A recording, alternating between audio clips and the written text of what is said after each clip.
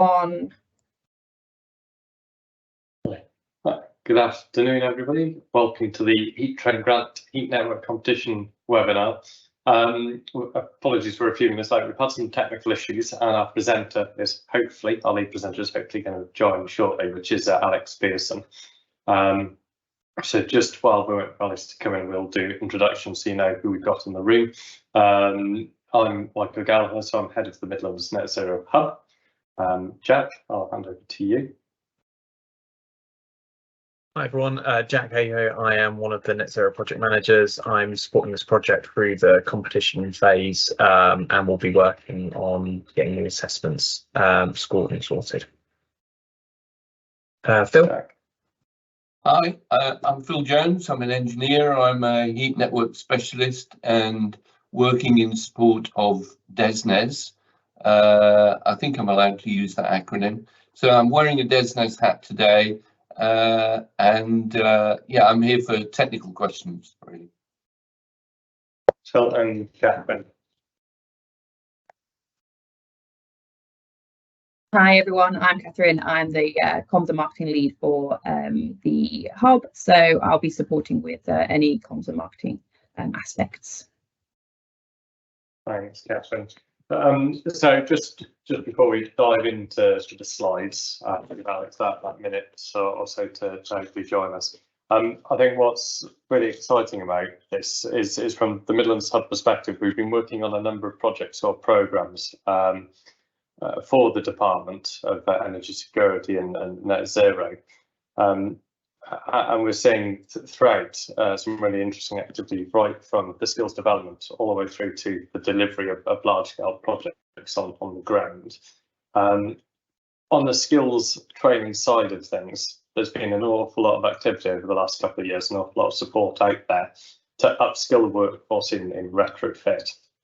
And we're now on the third iteration of that programme with waiting on final figures as we're closing down stage 2 of the programme at the moment, but we'll have trained up almost 15,000 people through that, as well as supported over 300 organisations to get PAS and MCS accredited.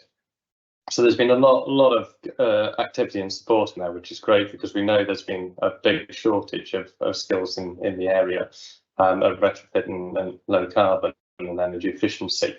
But from our side, we've not had the opportunity to work on the upskilling in the heat network space. So it's really exciting to be able to kind of add this to the offering and to be able to work on this across the country and support training providers to do what's going to be a really critical area of growth when it comes to decarbonisation of heat, which is we know is one of our biggest challenges. So that's the infill. Alex, over to you if you want to introduce yourself and then take it away with the presentation. Thank you very much, Michael. I nearly committed the cardinal sin of not coming off mute in time there, and apologies to everyone. I seem to have a bit of a iffy connection there. My name's Alex Pearson, and with my colleagues here from the Midlands Net Zero Hub, we're working with the Department for Energy Security and Net Zero to deliver the Heat Training Grant Heat Network competition. So today's, sorry, I almost missed out there. Phil Jones as well we have with us, who's going to be providing some of the technical input as well, and especially around some of the themes which from having seen some of the expressions of interest, there seems to be a few questions have been generated in that area. So we'll take questions in the chat today and round those up at the end. What we're really going to concentrate on through our side of things is really the process of how to go about applying, a little bit around the background, and generally our side of things here at Nottingham City Council through the Midlands Net Zero Hub. Catherine, have you got control of the slide deck at the moment? Do you want to pop onto the next one? So just a little bit about today's presentation. yeah. Oh, hopping around a bit there. I think we've covered that today. Just to really be aware that we're going to try and cover as much as possible today in terms of answering your questions or points of interest. It may be that we can't answer everything today. And so as a result of what we're doing, we're going to produce a Q&A document, which we'll get out as soon as we can after this session. So next slide, please, Catherine. So we're just going to cover a few areas here as well. We've got the aims of the scheme. We'll cover, in broad terms, what that is, what we're looking to achieve here. We're going to touch on eligibility of providers and the eligibility of the learners as well, who we can reach in terms of the training and who we'd be expecting to deliver. We're also going to just have a reminder of the key dates and timelines, and I would encourage everybody to have a read through of the guidance document as well if you haven't done so already, because you'll find some extra information in there as well. We're just going to cover the main bits today and maybe prompt some questions that we can feed back to you with some useful answers on. So if we can go to the next slide, Catherine. So we're going to look at where the application form is, if you haven't already found it, some hints and tips on completing it, where to send it to, and how the assessment of applications is going to take place in broad terms. And if you've got any specific points that you want to raise or queries surrounding these subjects, please do pop them in the chat as we go along. And like I say, we'll round those up at the end. We can have the next slide. We'll also be covering how the funding will work in terms of payments, which I'm sure is of keen interest to everybody. There is the potential to have a mobilisation payment to help you get you going on your delivery with this scheme. There's some reporting requirements, which we'll put up some template forms so you can have a quick look at those, so you won't be coming to them cold when the time comes. And a little bit around how you can make a funding claim and recovery of the funds as well, potentially, if things don't go to plan. Again, there's a lot more detail on these in the actual guidance document itself, so there's always that to go back to. Okay, so we'll jump straight into the scheme outline then. If you can pop onto the next slide then. So very broadly, the aims of the scheme, as you're probably aware, there's been a gap highlighted in the training provision around heat networks. It's been identified as one of the key areas for decarbonisation going forward. Decarbonisation of heat is possibly the more difficult of the main areas of compared to power and electricity. It certainly is anyway. So there's more support required there. In order to meet 2050 targets, we're going to not to put too fine a point on it. We're going to need a lot of people out there working on both the design and the installation of heat networks, and that covers a really broad range of skills. And we'll touch on those a little bit later on when we come to the key themes that we're looking to address really with this training. So there are people who already have a building services background out there who may need further training to cross over from basic M&E backgrounds to drop into specifically heat network skills. And we're not really looking for people starting from scratch really. And again, we'll touch on that later in the eligibility. We need to follow this through as a sort of systemic approach really, right through this piece that we're doing here with the training, so that feeds into and builds capacity within the supply chain, and that in turn, if we're doing these with long-term programs and long-term support for the sector, then that builds confidence and that feeds through, and it's a sort of a virtuous circle where we can get more development into heat networks, where then there's more demand for the training and the people that have come through the first wave of training, and there's sort of career potential for people then to develop within the sector, and we can get much more provision and capacity homegrown, as it were. And also with this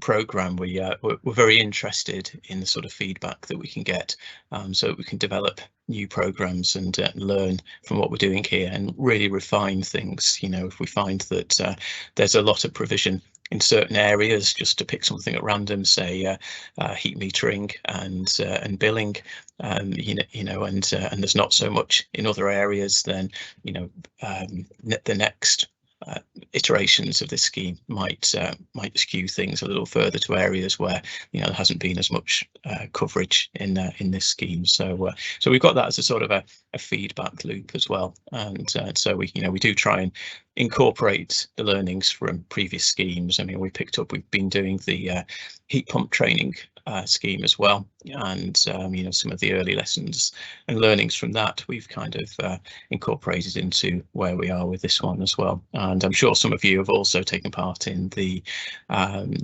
sort of sessions that the departments run previously with people from the industry to build that sort of community of interest, really, to feed into these things about what the situation is on the ground in terms of training and in terms of training needs. If we could pop onto the next slide, please, Catherine. So the scheme is an England-based scheme, so I'm sure we're going to get some questions about that later on, about what happens at borders, between the various home nations. But I think the key thing we're looking for is that the trainees are based in England, and the training is potentially delivered in England as well. There's potential for, because of the limited time frame that it's kind of baked into this in terms of delivery, it's going to be short courses that will be the most suitable, really, and aimed at people who are not new to the general sort of M&E industry, but they may be new to heat networks. So hopefully they've got a certain level of what you might term prerequisites and skills that are transferable, and they can be fine-tuned, if you like, to work specifically on heat networks.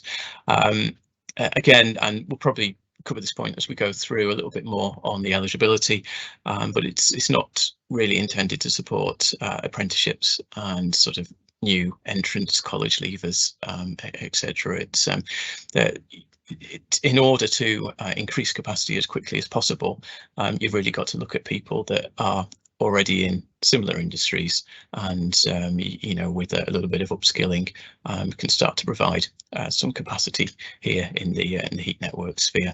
If we can pop onto the next slide, please.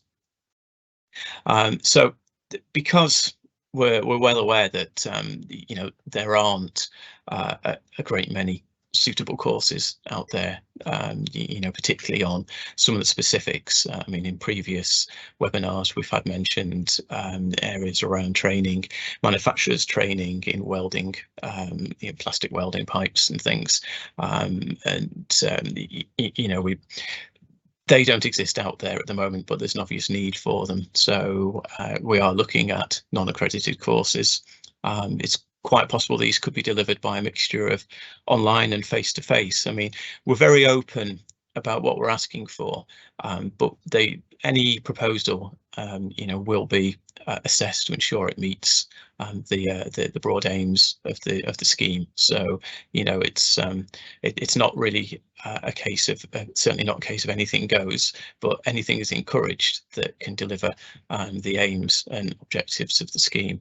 Again, there'll be evidence required of what you're doing in terms of quality assurance, assessments, and internal verification that you're doing within your own organisations to deliver this. Those that are already in the education world, as it were, might already have some ideas around this and what they're going to do, but it's entirely possible for other organisations and companies to deliver this as well. And broadly speaking, most training deliverers will have some of this in place, or most of this in place already. To help the assessment of the proposals, we would need to see, your broad scheme of work, outline course content, and lesson plans, which you've probably seen mentioned in the guidance if you've read it there as well. Basically, it's to show that you've got some clear outcomes from the training that you're proposing, how you're going to deliver it, and there's a logical plan there, and what the course content is, so that it can be assessed against the outcomes and desired aims of the scheme to make sure that we're really delivering worthwhile training and funding worthwhile places that can really bring people into the industry and build that capacity. Next slide, please, Catherine. So again, I've sort of touched on that as well. That the courses will be evaluated based on what you provide as evidence to support the application, and that we're going to ensure that they're meeting the aims of the scheme. We've got 5 training themes, and these aren't by any means exclusive. If you have something which fits between, or covers one, or covers all, or is something entirely different which you think would be useful to have people trained in order to fulfil the skills gap, then by all means put that in and pitch that in as an application. Phil, I just wonder if I could bring you in for the next slide, which is the themes, to have a little bit of some explanation around that, Phil, if that'd be okay. Yeah, that's fine. So the next slide, please, Catherine. Next slide, yes. We're at the risk of evoking the memory of Chris Whitty and Jonathan Van Tam, aren't we? Absolutely, yes. Which is which? I don't know. Anyway, look, these are sort of general themes that I've been heavily involved in the past in Code of Practice CP1, which some of you may know. We've looked across CP1, I've looked back across it, and we've picked out these themes, but they are general themes. And as Alex is saying, that if you've got something different that doesn't quite fit into one of these themes, as long as it's heat networks, that's great. It can be cross-theme, so it can cover a number of the themes. We've put in the guidance document a range of examples of likely training areas, possible training areas under each of these themes. But I do stress those are only examples to actually indicate the sorts of training that we're looking for. The other point I would make is that it's from installer to designer right through to potentially getting the client to become a more intelligent client about heat networks. So there's a wide range of potential trainee audiences in there.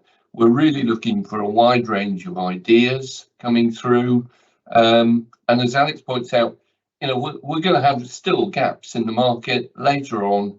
I think we can help fill those gaps, but in this instance, looking for great ideas. It's really exciting training program. Back to you, I think, Alex. Great, thank you, Phil. So to pop on to the next slide as well, Catherine, whilst you bring me in there. There we go. So here are the key dates. Again, we'll make the presentation available afterwards, but these are also in quite a handy table in the guidance document as well. So we've already had the competition opening, obviously. The closing date there for you to get your submissions in, your applications in, is August the 8th, and then we'll be doing the assessment of the applications there from September the 19th, and then we'll conclude that process and get the results out to people who've been successful, and we'll work on the grant agreements and all the various things that go along with that, information sharing agreements and the like, with a view to autumn 2023 this autumn, and that the first year of the training becomes available and runs through until the spring 2023. So you can see by that window there, you know, the nature of the courses. You know, it's not going to be sort of apprenticeship type courses, 2 or 3 year type courses, or even 1 year courses. You know, we're very much looking to increase the skills base of people who are you know, already part of the way there in terms of what they're doing already and their existing skill set. If we can hop onto the next slide, please, Catherine. So yep, as it says, we're into part 2 now, and we'll have a little look at the application process. Promise not to labour these too much, because there isn't a huge amount to say on it, to be fair. The application form is available on the website there. Click through that, you'll get to it, and you can download that from that site as well. If you go on to the next slide, please, Catherine. So you're probably all fairly familiar with completing application forms for various things. You know, it's very much like the old exam advice: read the question and answer as fully and completely as you can. We put in, you know, the main sort of key things here. You know, sections B and C cover the project details and, you know, deliverability as well. So, you know, who's going to deliver it, with the time frames within that period that we've just had in the key dates, and you know, the details actually of your proposal. You know, which of the themes are you covering, or, you know, have you got something that's you know, completely different to those themes, what you feel would be adding something to the offer. And, you know, that's what we'll be assessing and basing you know, the awards on. Section D, sustainability and social value. Please ensure that you do put something in here. This is one that does tend to throw quite a few people. You know, previously we've seen you know, some pretty vague things in these sections, which sort of indicate that people aren't really sure you know, what we're looking for in there. You know, it's something above and beyond what you're already doing. You know, it could be linked into the general themes of sustainability and net zero. Maybe something you're doing is like a bit of community give back, something like that.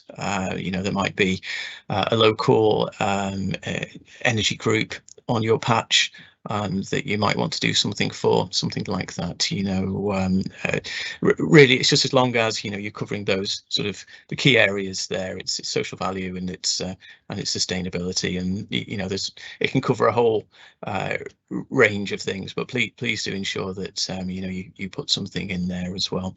You know, it's that sort of extra benefit of running these schemes. You know, if we can get something extra for the community, and you know, really added benefits, as it were, you know, it's what we're looking for on that as well. So if we can go on to the next slide there. So again, you know, it's done online.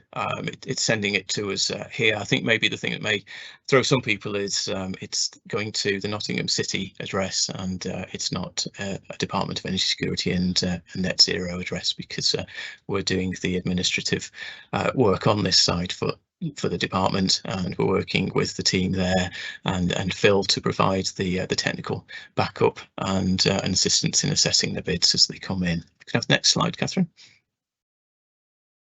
Great. So we'll, as the Net Zero Hub, we'll be looking mainly at the procedural side of things. You know, the checking that the form's been filled in completely, you know, making sure that there's nothing missing, and that you know, there's answers where we're expecting answers, and you know, a broad look at the course content against, you know, some of the criteria that's in the guidance. It will be Phil and the department team who will be, you know, making that call that if that course content really fits in with the aims and objectives of the scheme, and to what level that it does. So that's I suppose the third point there as well, that, you know, that content's going to be evaluated by subject matter experts, as we like to call them, and Phil is definitely one of those, and the other members of the department team as well. So you know, if you've got technical aspects in there, you know, you can be assured that you're getting a a fair hearing, as it were. So if we can have the next slide, please. So a little bit now on how the funding will work. I'm in trepidation at going on to the next slide on mobilisation payment, because this is always one that does cause or prompt a few questions anyway. So we'll see how we go on that. I'm just very briefly going to touch on reporting. I've used a template which is one that we're successfully using on the heat pumps scheme at the moment. So you will see the heat pumps in the banner. We're just tweaking that over the next week or so we can have that ready for this scheme, where there'll be a few amendments to it. One of which will be it will have heat networks emblazoned across it, I dare say, as well. Just a little bit about how the claims funding claims are going to work, and I'm just going to touch on potential recovery of funds if things don't go to plan. But again, the guidance does cover these, and we're really just looking for if there's any questions on these that we can either answer now or that we can put into the FAQs and get those answers out afterwards. Okay, so well anticipated there as well, Catherine. So yep. On the notification side of things, you'll be notified by us here at the Midlands Net Zero Hub, and once in September, once we've been through and we've done our first pass assessment on the applications, and Phil and the team have done their technical analysis on it, and then we'll be in a better position to make decisions on the applications and send out, as it says in the next point, the grant offer letter and contracts and the various information sharing agreements and things that we'll also need in with that as well. Okay, if we can have the next slide, please, Catherine. Okay, so there is an option of having a mobilisation payment, if you've got initial setup costs, and you can claim that up front. But this is the next point says it's not additional to the £500 per, that says per course, doesn't it, per learner on the course delivered. It's in your total amount. I knew I was going to stumble on this one. Your total amount will include the setup costs. So the easiest way of doing it is just to start the payments for training once 20% of the course has been delivered, and then that's covering your upfront cost, and then you'll get your payments per students after that £500. After that 20% has been completed. So it's really just to help that setup cost. You don't have to claim it, but that facility is there if you want to claim that 20% mobilisation funding, as we're calling it. Okay, if we go on to the next. So reporting frequency, we're just going to confirm that the team that's running that is looking after the heat pumps at the moment. It's likely to be fortnightly, and it will be on basically on learner progress, how many courses that you've delivered as you go through, and we get a little bit later onto the course. And if we go on to the next slide, please. So now I'm not expecting everyone to be able to see this in top close-up detail. It's just here just to give a brief look at the sort of thing that we'll be expecting. Basically, you'll get a spreadsheet with several tabs on it that you'll need to complete, so that we can see how things are going in terms of meeting your targets as we go for how many learners that you're going to train over those periods, because we'll have had a delivery plan effectively as part of your application. So you'll get this, the frequency of sending these back. It's probably likely to be fortnightly, but like I say, we'll get back to you and confirm that. If we can have the next slide, please. So we handle the payments here at the Midlands Net Zero Hub.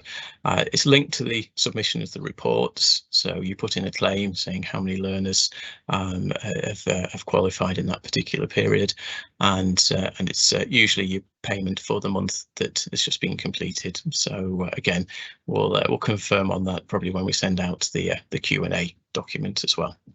Go on to the next slide, Catherine. So the funding claim looks very much like the reporting sheet. Again, you know, there's a few tabs to fill in there, and there's nothing too complex about it. It's pretty much, you know, are you doing what you said you would do? How many have you done? And how much are you claiming for on this particular occasion? Can you pop on to the next slide, please, Catherine? So there is, as you'll have seen from the guidance, you know, there is the right reserved to recover funds, you know, where outcomes haven't been met. You know, we wouldn't expect that you know, this would be used, but it's there where you know, something has obviously gone wrong and no training's been delivered, but claims have been put in, or mobilisation funds have been claimed for that 20% up front. So that covers that. On to the next slide then, please.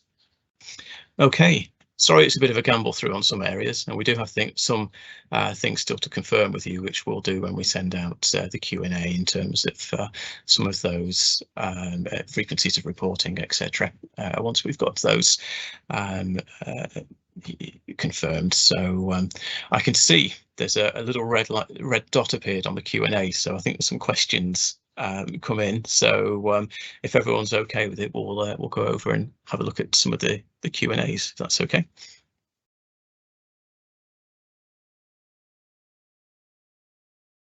So it's okay. So we've got our first one, and this one, I think they're all coming through as anonymous, so apologies, but if you recognise this one, it's this one that you, as we go through, you'll probably remember putting it in.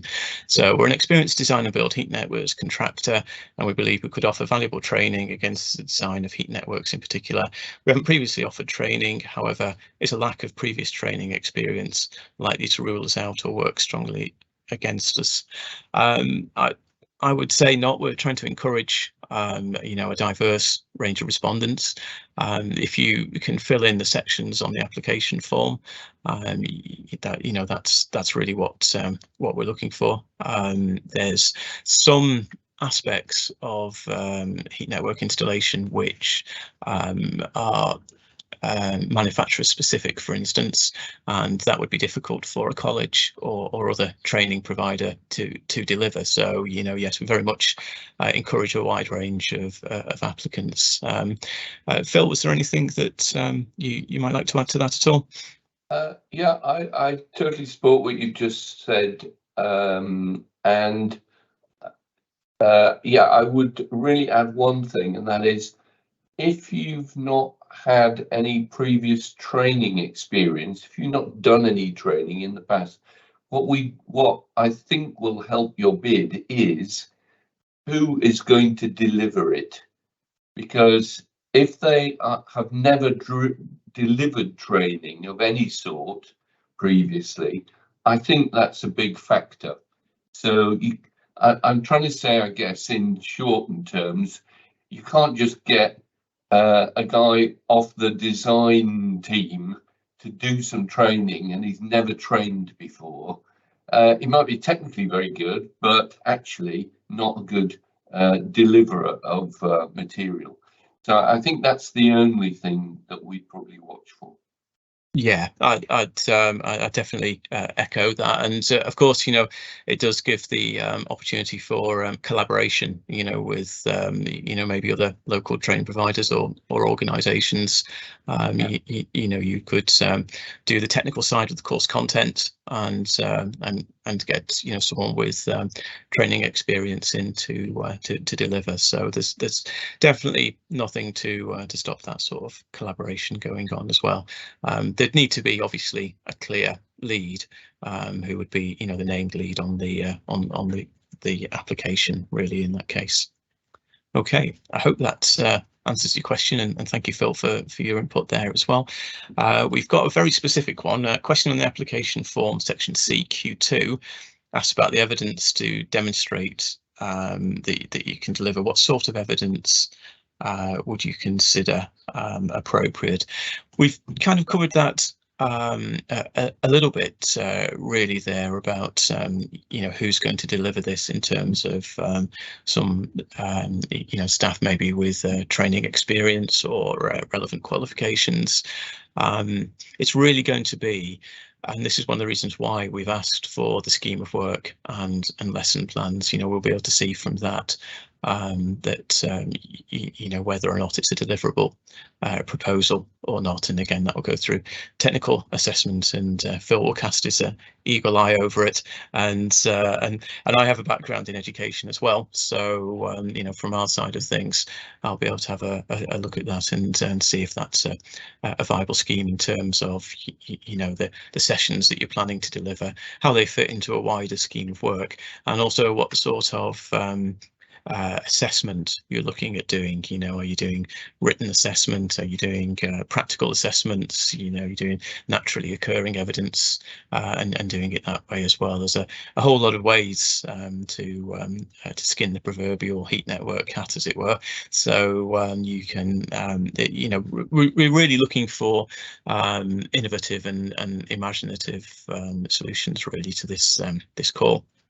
So like I say, we're encouraging diverse range of applicants, but that sort of evidence, look very carefully at lesson plans and scheme of works, like I said, and I would consider that appropriate evidence. I hope I've answered that question there. Let's move on. Just pardon me a moment whilst it's not picking up the slide bar for some reason. Oh, there we go. Okay. Question application form Q8. Oh, it looks like there's a track change in there. We'll have to have a look at that one. If that's got through the proofreading, many apologies. We'll have a look. We'll probably, well, I'll make sure that one goes into the Q&A actually, because I don't want to say yes, please ignore it, just in case it's something that that should be left in. So I'll pick that one up and we'll put it in the Q&A. We'll move on to the next one. Provide any information about the Year 2 scheme. Will there be major differences to Year 1?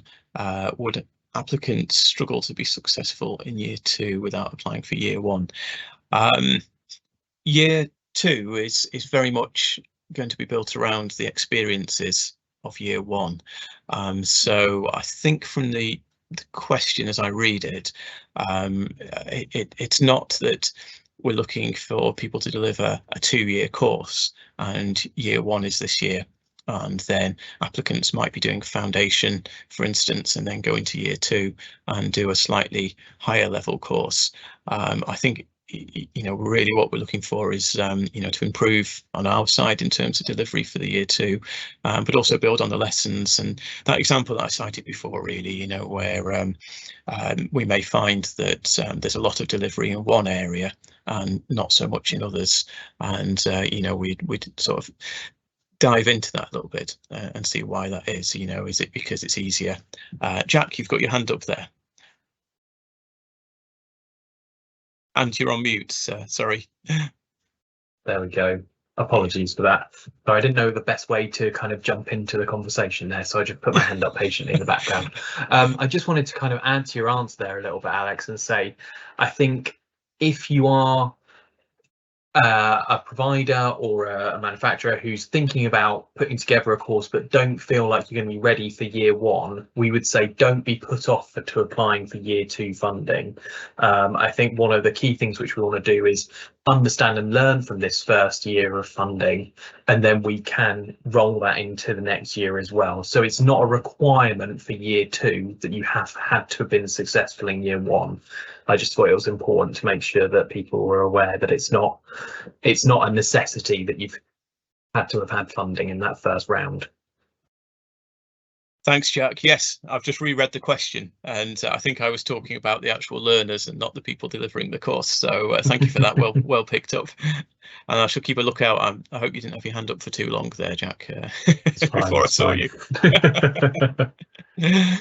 Okay, let's have a a scroll through as well, see where we got to with that, because it's jumped around a little bit. Yep. Sustainability, what have we got there? Contract end. Oh, there's one about insurance as well. There's general insurances where that are part of the various accreditation schemes, and they would be normally public liability, indemnity insurance, those sort of things. I think there's also one on data security as well that it needs to cover. So there would be more information on that really, once you've got through the application stage. And but they're the kind of things that we're looking at. It's the pretty standard stuff, but I think, and maybe I was going to say, I'm going to bring Jack back on this one, because Jack was working on the heat pump scheme as well, and I think this came up on a few occasions, didn't it, Jack? Over to you. Yes, it did. So the key areas of insurance that we're going to be looking for will be around public indemnity insurance and standard insurance, as you'd expect to see with any sort of local authority grant scheme. We're not expecting anything specific to be in place here. In regards to the data protection and cybersecurity, we're actually looking at reducing our requirements slightly in that area, because we understand that not everybody has that level of security in place. So what we're actually asking for is that you can just demonstrate that you have good data protection and cybersecurity practices in place, but we're not expecting to see that as part of the application process. So those will come later at grant funding agreement stage, where if there are further concerns around any of that, we can pick that up in a discussion and talk through any of those particular insurance requirements as well. Thanks, Jack. Thanks, Alex. No problem. Jack, did you get the opportunity to introduce yourself at the beginning? Because obviously yes, I did. had some issues. Yeah, I was just good. I was just going to do so if it hadn't occurred. Okay.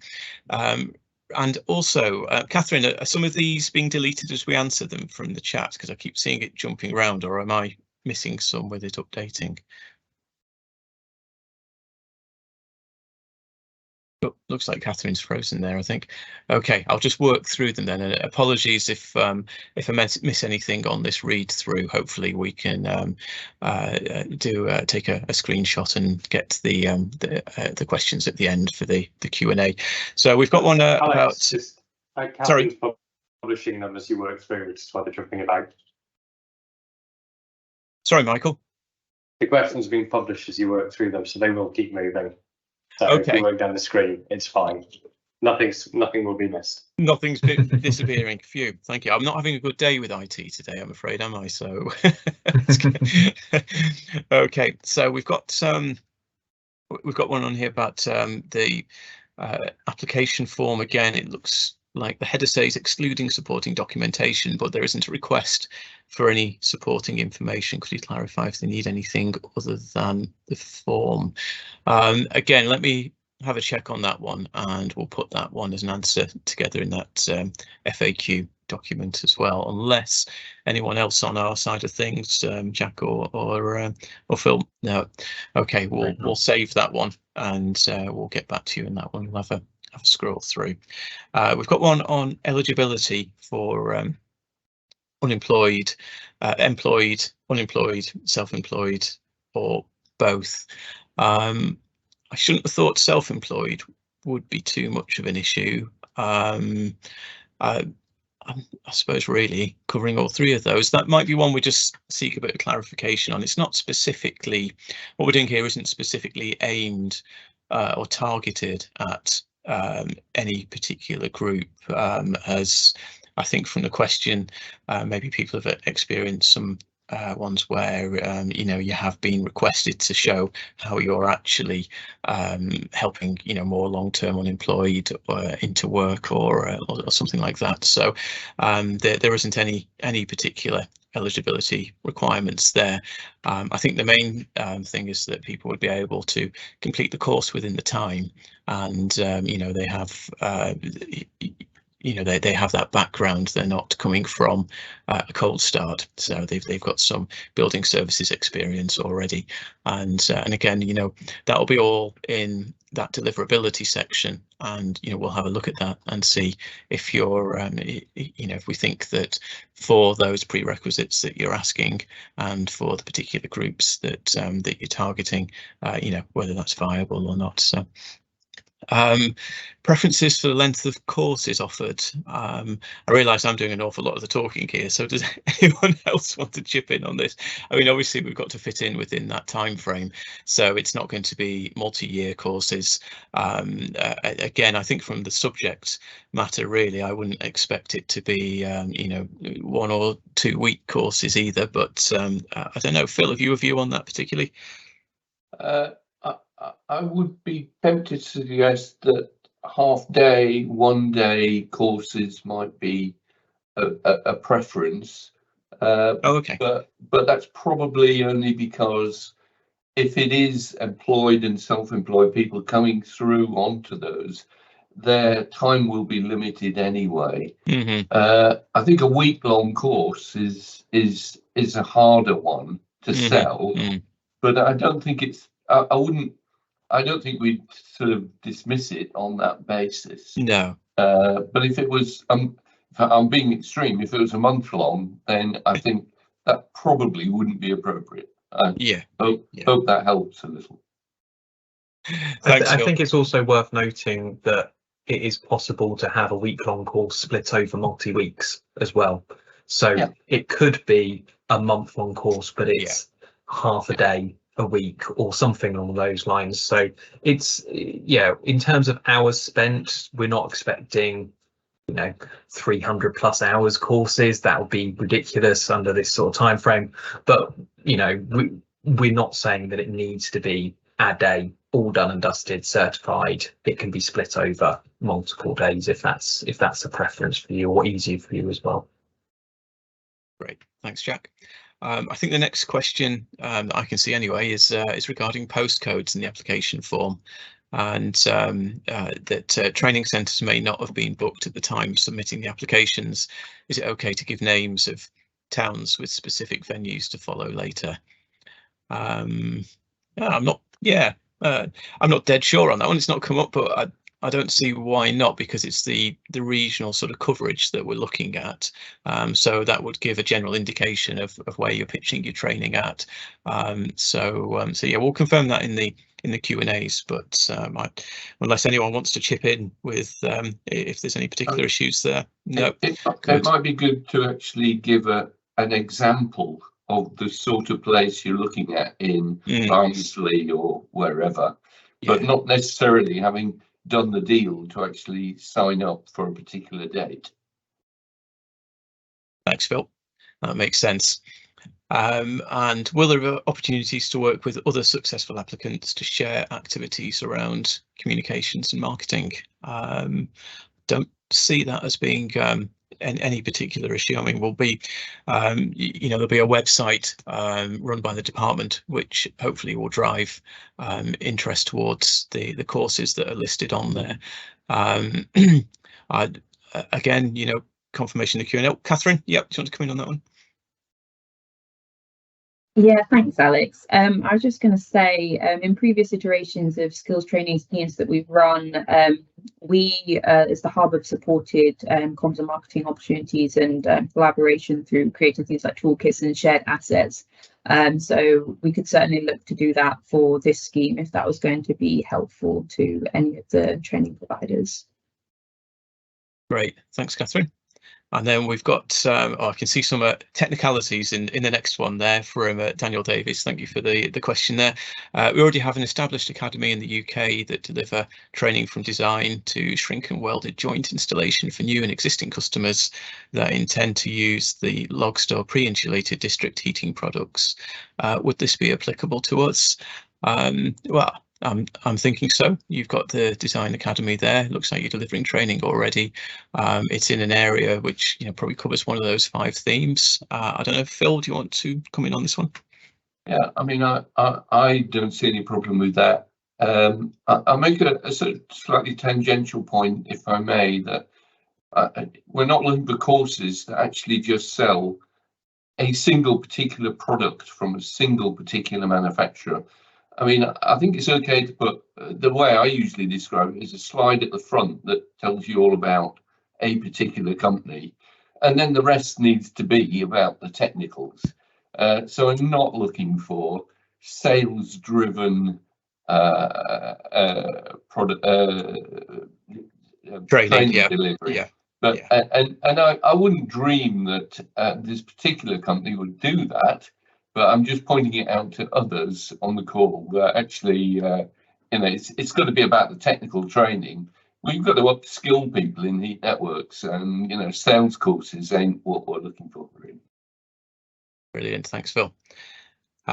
So we've got the next one down is interested in the various training programs available. I don't know if someone's sort of cut that one a little bit short there. Not sure how to answer that one. Is that someone who's maybe looking for training or looking to deliver training? Sounds like somebody potentially looking for training, in which case we will be publishing the list of successful providers in September. So watch this space. In short, there will be training available very soon. Brilliant, thanks, Jack. And looks like the last one, which is very good because we're down to our last 5 minutes. Any requirement for industry contractors, consultants without any official educational accreditation to partner with an educational body, university, etc. I think this sort of comes back to the previous point that we made. You know, we're saying about encouraging a diversity of application, and you know, if that's a way to get it delivered, if you don't have those particular skills in house, then you know, by all means partner with you know, someone in the educational field who can deliver that for you. Again, you know, there does need to be a lead body for the application, so that needs to be made clear. But other than that, and does anyone else want to come in on that one at all? Answered well. Great. Okay, I think we're pretty much done then. We will, of course, get the Q&A document out to you as soon as we can. We'll have a look at those questions surrounding the application form, make sure that we've sorted those out, and so there's no ambiguity, and then we'll send out to the attendee list for this webinar, so you'll get those. I'm only going to say as soon as possible. We will get on with it, but I'm not going to promise a specific day or date, but you know, within the next couple of weeks certainly, and within good time to get your application in. Okay, thank you very much, everybody. I think we'll leave it there. Thanks, everyone. Take care. Bye now.